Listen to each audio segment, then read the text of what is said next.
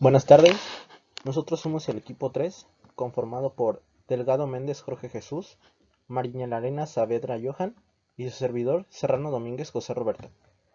Nuestro proyecto es la obtención de sidra de manzana. Mediante el desarrollo de un proyecto final que ilustre el estudio y la experimentación con base a estas reacciones, se pretende llevar a cabo la fermentación de una de las frutas más comúnmente utilizadas para estos fines, así como también reafirmar los conocimientos adquiridos acerca de los diferentes mecanismos y transformaciones que suceden en los compuestos orgánicos que están contenidos en el jugo y extracto natural de las frutas. Hay varios tipos de fermentaciones. Tenemos la alcohólica, que es aquella que se realiza en ausencia del oxígeno a partir de la glucosa. La láctica, donde los azúcares se convierten en ácido láctico gracias a las bacterias ácido lácticas.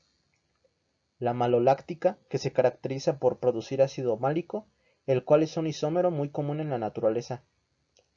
La propiónica, en la cual se obtiene ácido propiónico, que es un líquido corrosivo incoloro y miscible en el agua. La butírica, que produce ácido butírico a partir de la glucosa en un ambiente anaeróbico. Y la acética, que se obtiene ácido acético, que se da por un exceso de oxígeno en alcoholes como el vino. En la fermentación industrial, los equipos fermentadores a gran escala suelen ser altos, ya que los recipientes necesitan el espacio para poder tener varios impulsores, burbujear oxígeno en el fondo de forma controlada y que el agitador pueda dispersar el gas. Las burbujas empiezan siendo pequeñas cerca de los impulsores y se van agrandando conforme se alejan de estos. En los materiales y reactivos tenemos primeramente el material, que son unas tijeras, embudo, mortero, papel filtro, envase de vidrio, plancha de calentamiento, colador y finalmente el equipo de destilación que explicaremos en un video. Y los reactivos, que son 8 manzanas amarillas y glicerina.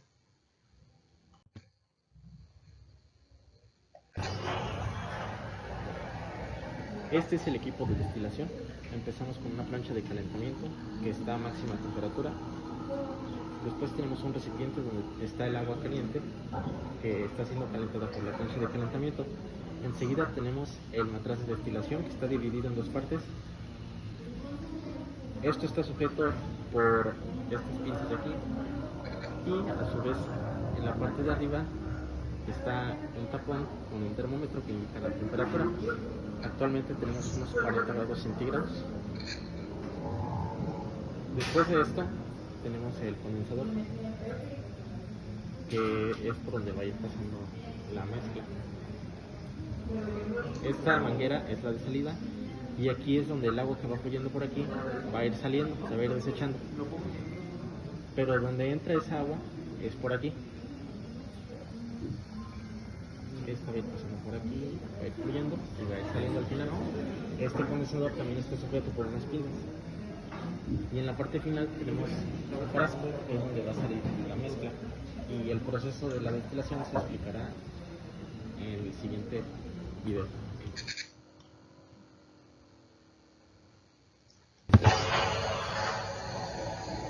Este es el equipo de destilación.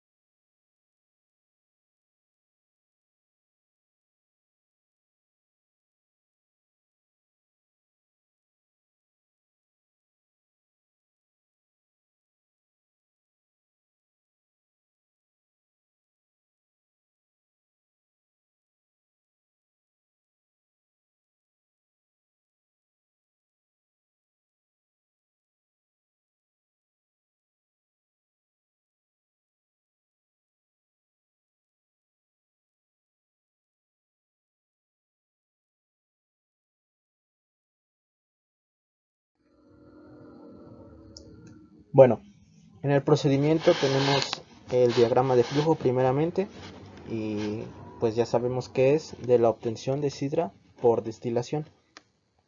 En un inicio, primero se pelarán las manzanas con ayuda de un pelador o cualquier otro objeto que corte, de modo que solamente se cuente con la capa interna de la fruta para posteriormente extraerle el corazón.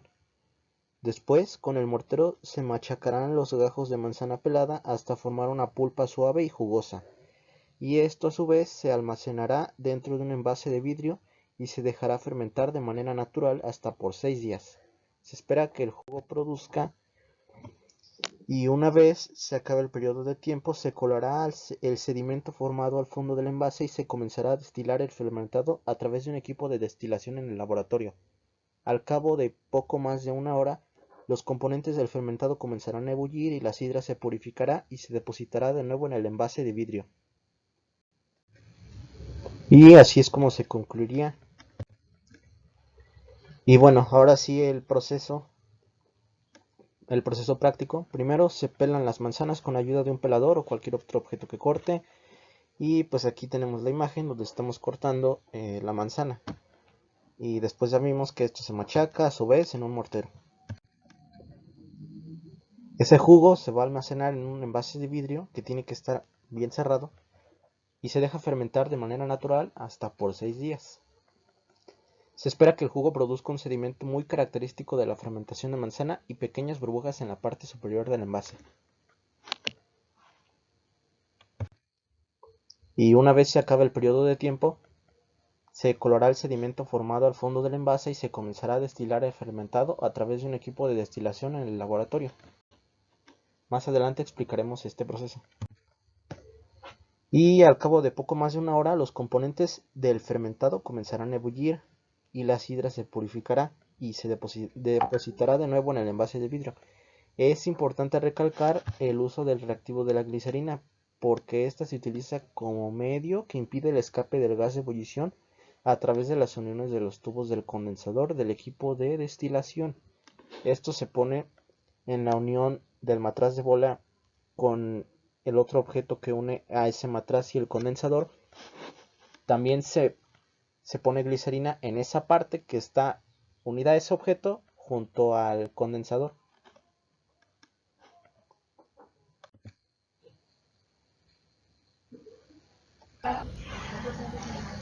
La técnica de destilación consiste en calentar la mezcla hasta que ésta entre en ebullición. La temperatura aumenta hasta que alcanza la temperatura de la sustancia con punto de ebullición más bajo, mientras que los otros componentes de la mezcla permanecen en su estado original. Es decir, primero se tiene nuestra mezcla, que es la sustancia que contiene la manzana, el jugo de manzana, y después este se va a evaporar y el gas va a subir por aquí, va a pasar por aquí, después va a llegar al condensador y con el agua fría que está fluyendo, que es donde el agua sale de esta manguera y después va fluyendo por aquí y sale por esta otra manguera hasta que se desecha. A continuación los vapores se dirigen hacia el condensador, que es este, y entonces estos gases que pasan por aquí, como esto está frío, se van a condensar. Entonces el líquido destilado tendrá la misma composición que los vapores y por lo tanto, con esta sencilla operación habremos conseguido enriquecer el líquido destilado en el componente más volátil, que es el de menor punto de ebullición. Por consiguiente, la mezcla sin destilar se habrá enriquecido con el componente menor volátil, que es el de mayor punto de ebullición, y este es lo que va a salir aquí. Y eso es todo el procedimiento.